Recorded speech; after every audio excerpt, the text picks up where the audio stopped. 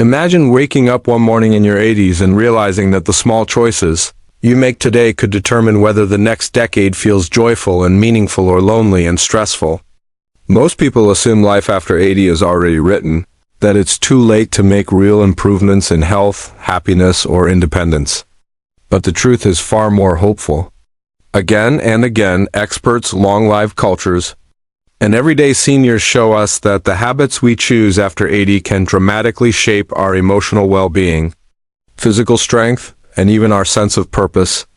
And some of the most powerful changes are surprisingly simple. Before we dive in, take a moment to subscribe, like, and leave a comment if you enjoy videos that support healthy aging.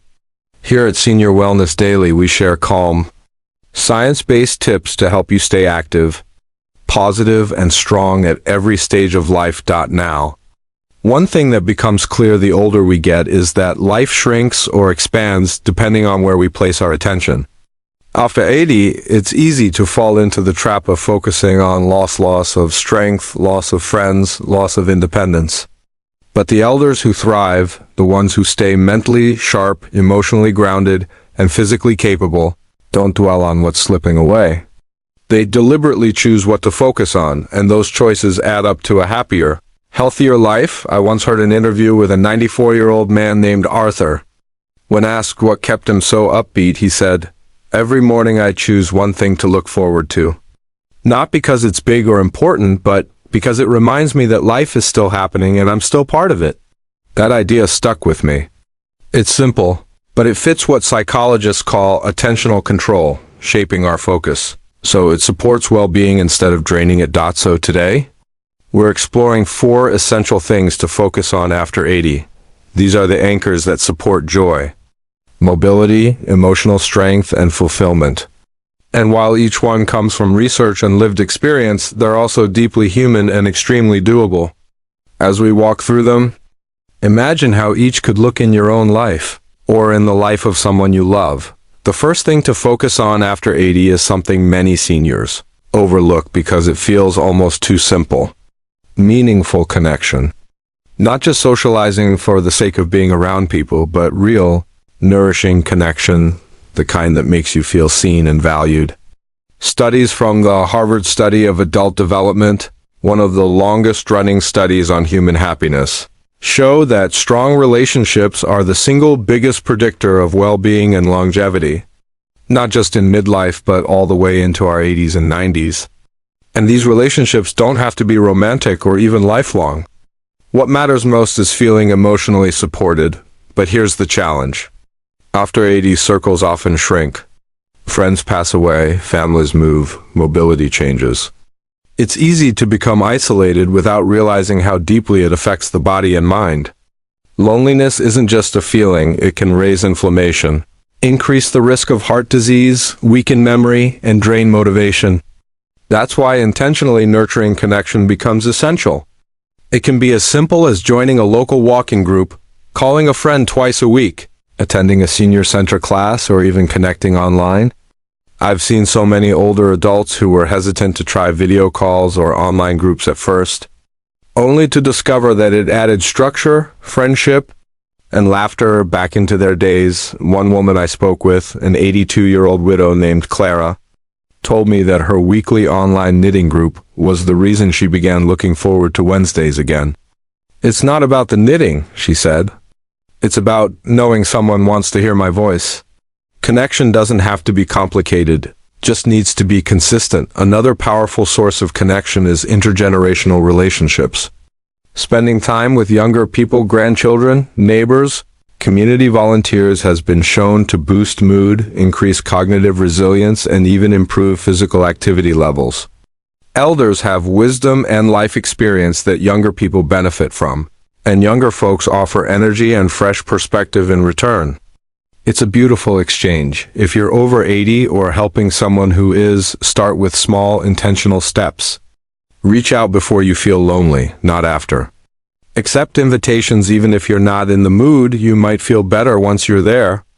And remember, connection doesn't mean forcing yourself into exhausting social engagements.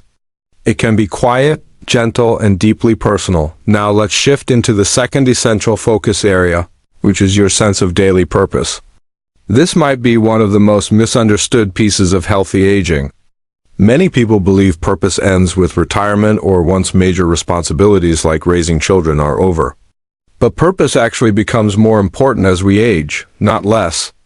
It's the emotional glue that holds our days together. The thing that pulls us forward instead of letting us drift. Researchers studying the oldest old people in their 80s, 90s, and beyond found that having even a small sense of purpose, something as simple as caring for a plant, feeding a pet, sending letters, or helping a neighbor, was strongly linked to better physical health, sharper thinking, and a longer life. Think about that. Purpose doesn't have to be grand or world-changing. It can be steady and modest, something that gives you a reason to get out of bed with intention. I once heard a beautiful line from a gerontologist who studied long-lived communities. Purpose is the lighthouse. Even if the beam is small, it keeps you moving. That's exactly what I've seen in resilient elders. They don't wake up asking, what big thing do I need to accomplish? They wake up asking, what small thing gives my life meaning today? That's a shift anyone can make. For some people, purpose comes from creation, painting, gardening, writing, or crafting. For others, it comes from service, checking in on a neighbor, sharing wisdom with younger generations, volunteering at a library or community center.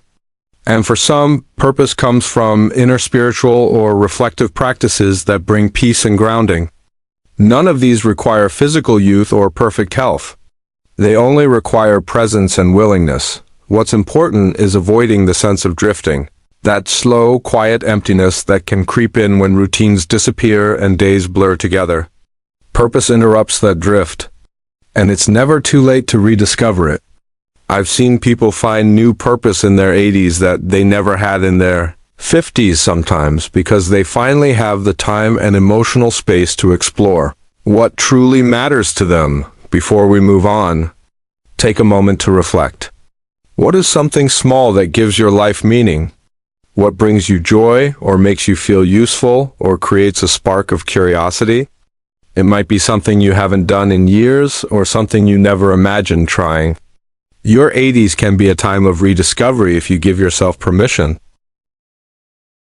Let's move into the third essential focus area. And this one surprises a lot of people because it feels both obvious and underestimated. Protecting your physical mobility in simple, consistent ways. After 80, mobility becomes the gateway to independence. It determines whether you can keep doing the things you love: cooking, visiting friends, shopping, walking in the park, or whether daily life becomes a struggle. But the encouraging truth is this: even small amounts of gentle, regular movement can dramatically improve strength, balance, and confidence. Even for someone who has been mostly sedentary, many people think they need intense exercise routines to make a difference. But the research and countless lived experiences show something very different. What actually works best for most older adults is steady, enjoyable movement that feels good on the body. Think of it as movement medicine. Just 10 minutes of intentional movement a few times a day can improve blood flow, joint comfort, muscle strength, and brain clarity. It also reduces the risk of falls more than almost any medication on the market. One physical therapist I interviewed once said, "Motion is lotion," and it's true. Much of the stiffness and pain people feel after 80 doesn't just come from age, it comes from lack of movement. When we stay still for too long, our joints lose lubrication, our muscles weaken, and our balance fades. But when we move regularly, even gently, the body responds surprisingly quickly. Think about a simple routine like standing up from a chair 10 times, walking slowly around the living room, stretching the arms overhead, rolling the shoulders, or following along with a seated exercise video. These might seem small, but they create momentum. They keep the nervous system engaged. They train your brain and body to stay connected. In many long-lived communities around the world, places like Okinawa, Icaria, and parts of Costa Rica, older adults rarely think of exercise the way we do. Instead, they build natural movement into their days, which keeps them supple and strong without strain. Gardening, sweeping, hanging laundry, light walking, and getting up and down from the floor all contribute to their long-term health. The lesson here isn't that we need to copy their exact lifestyle. It's that consistency matters more than intensity. If you're over 80, the goal is not to push yourself. The goal is to remain fluid, to keep moving in a way that feels comfortable and sustainable. And if you're supporting someone who's in their 80s, the best thing you can do is encourage gentle movement rather than discouraging activity out of fear. Of course, safety matters, using support when needed, wearing good footwear, and avoiding slippery areas. But movement itself is one of the strongest protectors of health in later life. I remember speaking with a man named Samuel who was 88 when he decided to start doing a 5-minute morning routine. He began with very small steps, ankle circles, slow marches in place, light arm swings. To him, it felt almost too simple. But within 3 weeks, he said something remarkable. I feel more awake. My legs listen to me again. That's the beauty of movement medicine. It restores confidence, and confidence is often the single biggest barrier to staying active. There's another powerful layer to mobility that we don't talk about enough: balance training. After 80, our inner ear, vision, and muscle strength all change in subtle ways, which makes balance feel a bit less automatic. But balance is highly trainable, and you can improve it even in your 80s and 90s. Simple exercises like standing while holding the back of a chair, shifting weight from one foot to another, or doing a slow heel-to-toe walk can reduce fall risk and help you move with more ease. And it's important to remember that mobility is not just about the legs, it's about the whole body working together. The arms support balance, the core supports the spine, and the ankles act like shock absorbers. Even gentle rotations, side stretches, and breathing exercises help the body feel more coordinated. These small moments of intentional movement add up, and the benefits extend beyond physical health. Movement increases blood flow to the brain, improving memory, mood, and mental clarity. It also supports digestion, sleep quality, and overall energy levels. So if you take one thing from this section, let it be this: move a little every day in ways that feel good. Don't wait for perfect motivation or perfect health. Start where you are. Your body will meet you there. Now let's shift into the fourth essential focus area, which is nurturing emotional resilience and inner peace. This one is deeply important but often overlooked because emotional well-being can feel harder to measure than physical health. But the truth is, mental and emotional strength are the foundation of fulfilling life after 80, the people who thrive in late life are not the ones who avoid hard experiences, they're the ones who learn to navigate them gently. Aging comes with challenges. There's no denying that. You may deal with loss, health changes, or moments of uncertainty. But what matters most is how you relate to these experiences. Emotional resilience doesn't mean ignoring feelings or pretending everything is fine. It means giving yourself space to process emotions without getting stuck in them. It means learning how to calm the mind, soothe the body, and stay grounded even when life shifts. One of the most powerful tools for emotional resilience is mindfulness, not in a complicated sense, but simply the practice of being present. Many older adults naturally develop mindfulness through life experience, even without formal training. They become better at noticing small joys, slowing down, and letting unnecessary worries float away. But intentional mindfulness practices can strengthen this instinct. Deep breathing, gentle meditation, sitting quietly with a warm cup of tea, or taking a slow walk while noticing the sounds around you, all of these help settle the nervous system and bring calm. Some seniors also find strength in spiritual or reflective practices: prayer, journaling, reading meaningful books, or attending faith gatherings. These practices can create a sense of continuity and comfort, reminding us that we are part of something larger than ourselves. Even gratitude practiced in small daily moments has been shown to reduce anxiety, improve sleep, and support healthier aging. Emotional resilience also grows through self-compassion. As we age, it's easy to be hard on ourselves. We compare our current abilities to our younger selves or worry that we're becoming a burden. But the elders who age with grace tend to treat themselves with softness. They acknowledge their challenges without judgment. They give themselves credit for the strength it takes to keep going. and they surround themselves with people, environments, and routines that support peace. One 90-year-old woman named Elena once told me something I'll never forget. When you get older, you must learn to be your own friend. Speak to yourself like someone you love. That wisdom could guide anyone, regardless of age. Another part of emotional resilience is embracing joy in small, meaningful ways. Watching morning light spill through the window, listening to birds, laughing at a memory, enjoying a favorite meal. These moments don't fix everything, but they remind us that life still contains beauty. And noticing beauty strengthens hope. Emotional well-being also benefits from learning new things. The brain thrives when engaged, and curiosity acts like a protective shield against cognitive decline. Whether it's trying a new hobby, learning about a topic that sparks interest, or exploring new stories, this kind of mental engagement builds resilience and confidence. The brain loves novelty, and it rewards you with better mood and sharper thinking. Now, you might be wondering how connection, purpose, movement, and emotional resilience fit together. The truth is, they are deeply intertwined. When you move your body, your mood improves. When you feel purposeful, your desire to connect grows. When you feel connected, your emotional resilience strengthens. And when your emotions are grounded, your body feels safer and more energized. It's a cycle of well-being, and each part supports the others. As we begin to wrap up, I want you to imagine something.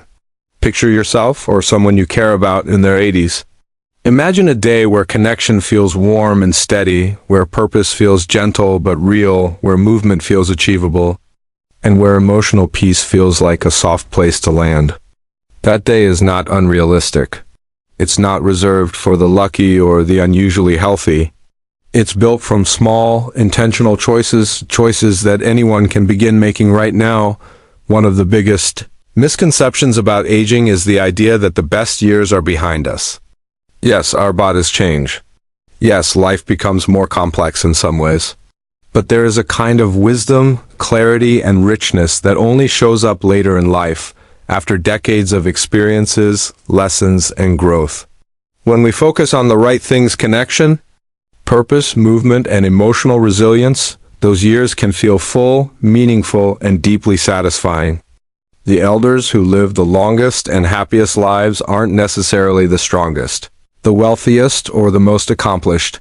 They are the ones who choose softness instead of rigidity, curiosity instead of resignation, and presence instead of withdrawal. They allow themselves to keep growing even in their 80s and 90s, and they remain open to joy, even when life shifts around them.